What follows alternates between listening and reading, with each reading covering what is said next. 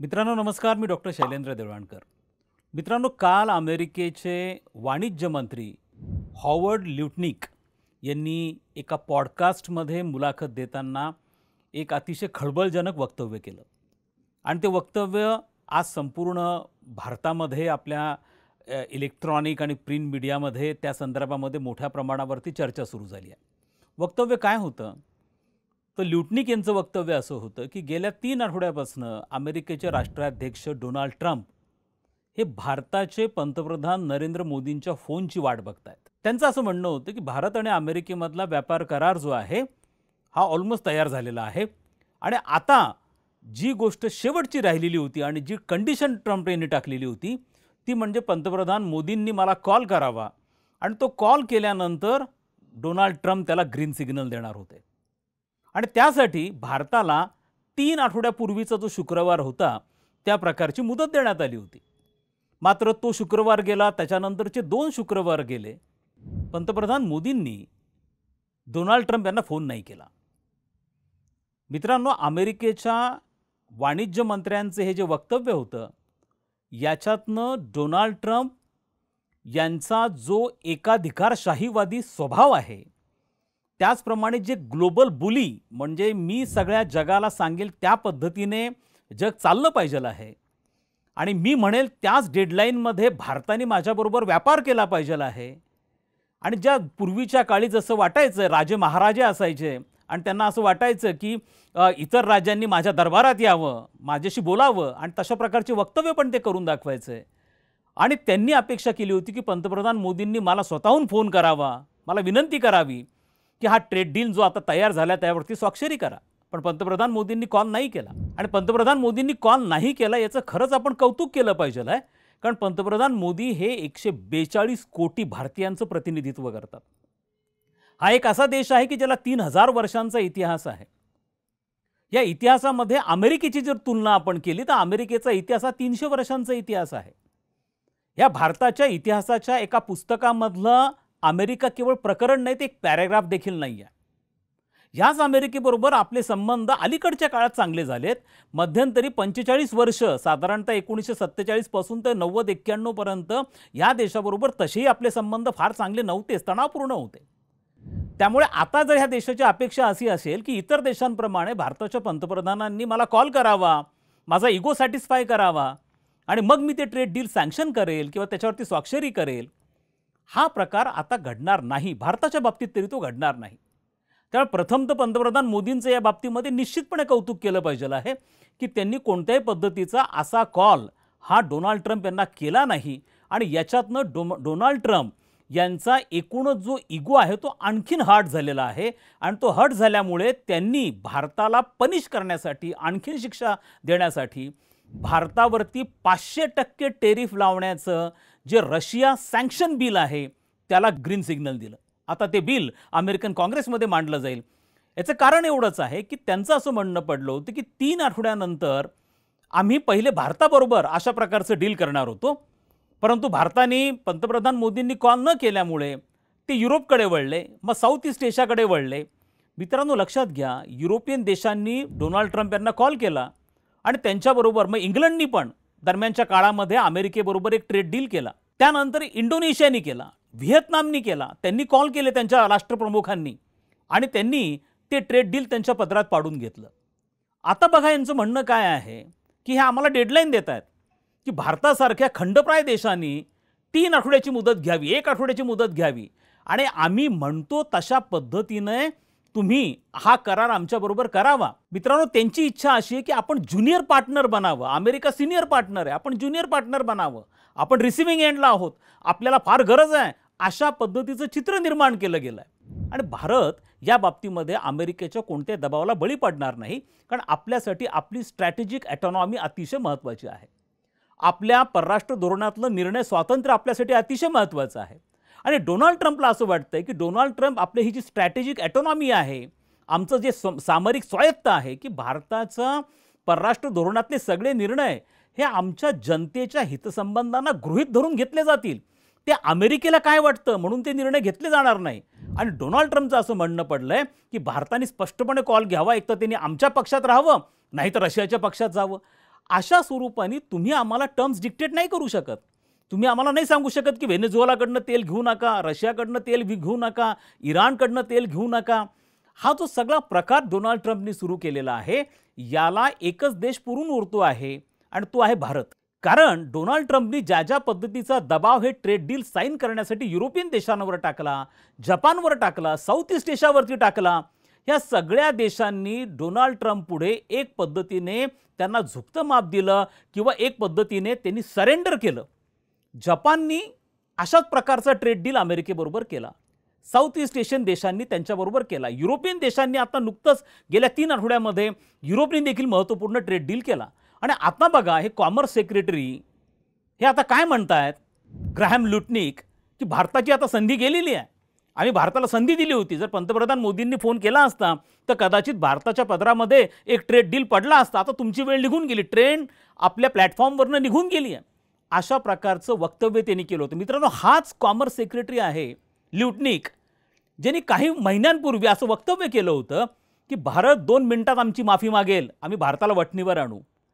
मित्रांनो, ही जी भाषा आहे ना, ही भाषा या आजच्या 21व्या शतकातल्या एकूणच आंतरराष्ट्रीय जागतिक रचनेला खिंडार पाडणारी आहे. याच्यातनं अनेक गोष्टी समोर येत आहेत. पण मित्रांनो, आपण अजिबात अमेरिकेच्या कोणत्याही दबावाला झुकता कामा नये. पियुष गोयलजींनी एक स्टेटमेंट काही दिवसांपूर्वी केलेलं होतं आणि त्यांनी सांगितलं की तुम्ही, म्हणजे बेसिकली अमेरिकेला उद्देशून त्यांनी केलेलं होतं. ते म्हणले होते की तुम्ही आम्हाला अशी स्पेसिफिक डेडलाईन देऊ शकत नाही की ह्या डेडलाईनमध्ये आम्ही करार तुमच्याबरोबर ॲग्रीमेंट केला पाहिजे आहे. आणि तशी भारताला गरज पण नाही. ती गरज का नाही आहे या गोष्टीकडे मी येतो. मात्र आता हे नेमकं कुठे अडलेलं आहे हे आपण लक्षात घेणं गरजेचं आहे. दरम्यानच्या काळात डोनाल्ड ट्रम्प यांनी काही असे वक्तव्य केले की पंतप्रधान मोदींनी मला फोन केला, may I call you sir, may I see you sir, अशा प्रकारे मिमिक्री केली आणि एक पद्धतीने भारताचा देखील अपमान करण्याचा प्रयत्न केला. हे ते का करत होते? कारण पंतप्रधान मोदी त्यांना कॉलच करत नव्हते. असाच प्रकार ऑपरेशन सिंदूर दरम्यान झाला, ज्या वेळेला डोनाल्ड ट्रम्पच्या ॲडव्हायझर्सनी हे सांगितलं की डोनाल्ड ट्रम्प अनेकदा पंतप्रधान मोदींना फोन करण्याचा प्रयत्न करत होते, पण मोदींनी फोन उचलला नाही आहे. आणि मग त्यांनी त्याच्याविषयी मी ऑपरेशन सिंदूर दरम्यान भारत पाकिस्तानचा संघर्ष थांबवला, अशा प्रकारची वक्तव्य हे प्रामुख्याने डोनाल्ड ट्रम्प यांच्याकडनं यायला लागले. आता आपल्याला प्रामुख्याने लक्षात ठेवणं हे गरजेचं आहे की डोनाल्ड ट्रम्पचा इगो का हर्ट होतो आहे.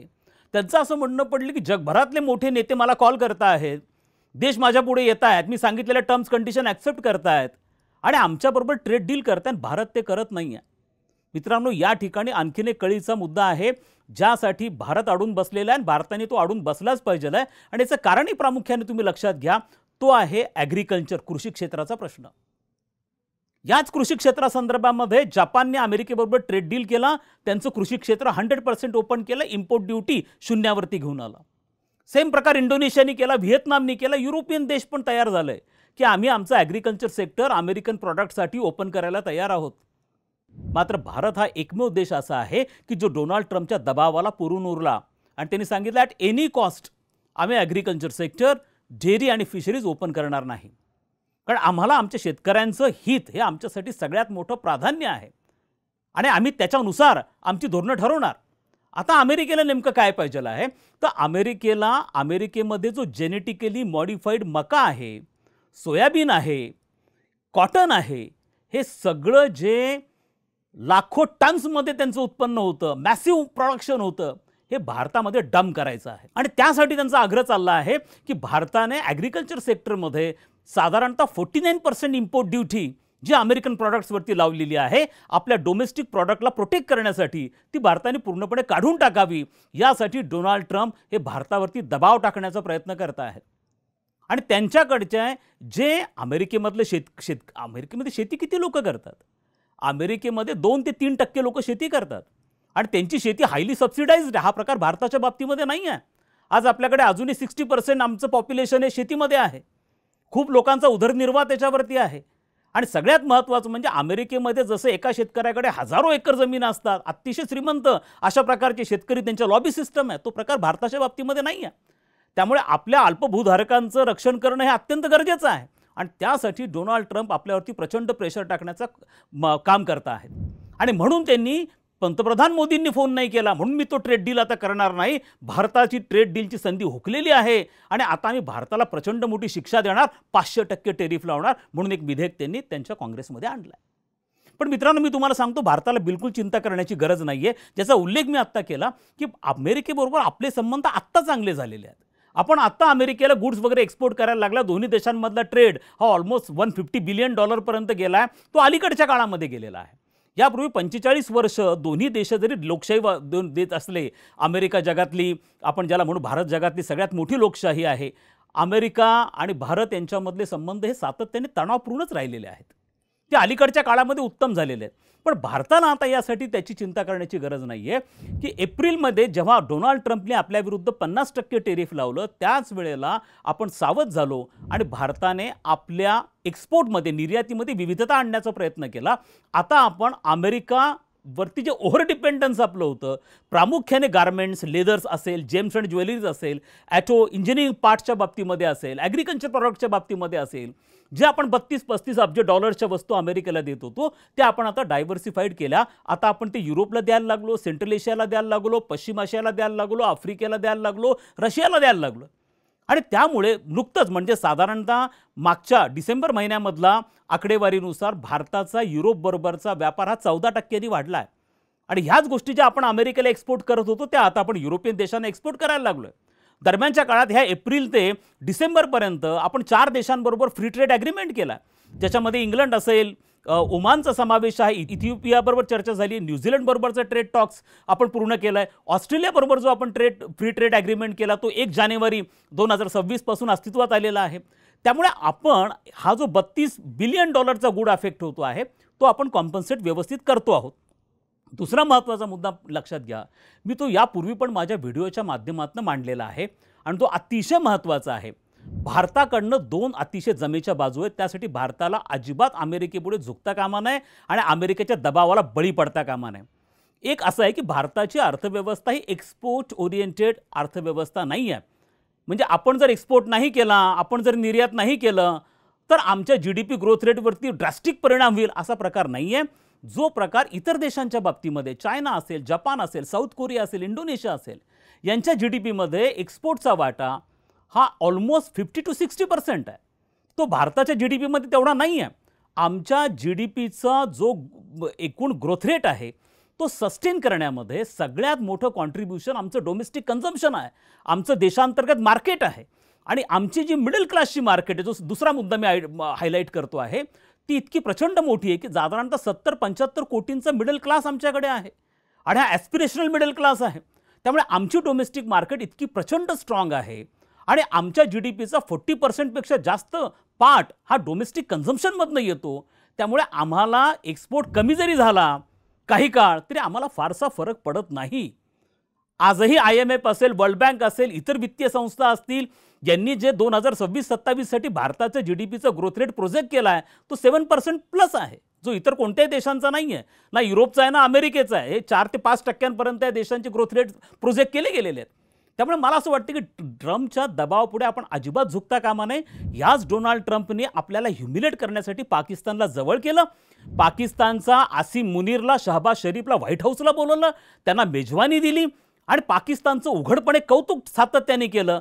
ज्या पाकिस्तानमध्ये युनायटेड नेशननी डिक्लेअर केलेल्या दहशतवादी संघटनांचे 50% दहशतवादी संघटनांची मुख्यालय ज्या पाकिस्तानमध्ये आहेत, ज्या पाकिस्तानमध्ये ओसामा बिन लादन मारला गेला, ज्यांनी अमेरिकेला एवढा मोठा झटका 9/11चा दिला, एवढं सगळं करून जाणीवपूर्वक भारताला ह्युमिलेट करण्यासाठी डोनाल्ड ट्रम्प पाकिस्तानला जवळ करतायत. त्यामुळे पंतप्रधान मोदींनी जर त्यांना कॉल नसेल केला तर त्यांचं 100% कौतुक केलं पाहिजे. पंतप्रधान मोदी हे 142 कोटी जनतेचं प्रतिनिधित्व करतायत.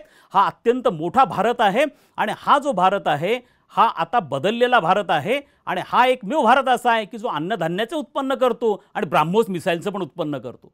त्यामुळे आम्हाला या देशांची जेवढी गरज नाही जेवढी त्या देशांना आमची गरज आहे, कारण आमचं जे डोमेस्टिक मिडल क्लास मार्केट आहे ते त्यांना पाहिजे आहे त्यांच्या वस्तू विकण्यासाठी. आणि त्यामुळे जे डोनाल्ड ट्रम्पच्या धमक्या आहेत त्या धमक्यांना बिलकुल अर्थ नाही आहे. उलट त्यांच्या कॉमर्स सेक्रेटरीनी डोनाल्ड ट्रम्पलाच एक्सपोज केलेलं आहे. जे डोनाल्ड ट्रम्प म्हणत होते मला मोदींनी 2दा फोन केला, त्यांच्याच कॉमर्स सेक्रेटरीनी सांगितलेलं आहे ल्युटनिकनी कालच्या पॉडकास्टमध्ये की की पंतप्रधान मोदींनी 3 आठवड्यामध्ये एकही कॉल डोनाल्ड ट्रम्पला केला नाही आणि त्यामुळे डोनाल्ड ट्रम्प प्रचंड चवताळले आहेत आणि भारताला आणखीन शिक्षा देण्यासाठी 500% टेरिफचा त्यांनी विधेयक अमेरिकन काँग्रेसमध्ये मांडण्यासाठी ग्रीन सिग्नल दिला आहे.